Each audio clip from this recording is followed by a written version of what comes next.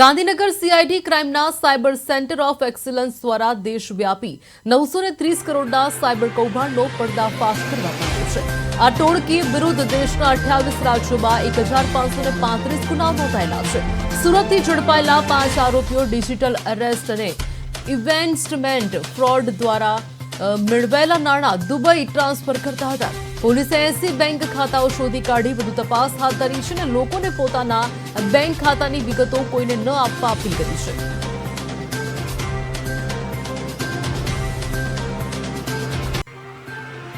Gang મુખ્યત્વે વેરાવળ ગીર સોમનાથ જિલ્લામાંથી કાર્યરત હતી।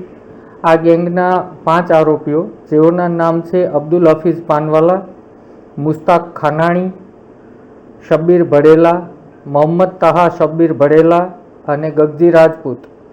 આમાં 5 લોકોની ધરપકડ કરવામાં આવી છે।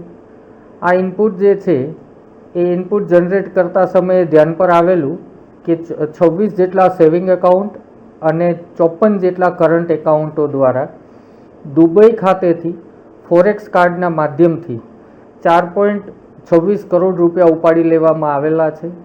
આ ઇનપુટના આધારે સેન્ટર ઓફ એક્સલન્સની ટીમના પીઆઈ ચૌધરી અને પીઆઈ અનમોલ સલિયા દ્વારા અને પીઆઈ ડોડિયાની ટીમ દ્વારા ઊંડાણપૂર્વક ટેકનિકલ એનાલિસિસ કરવા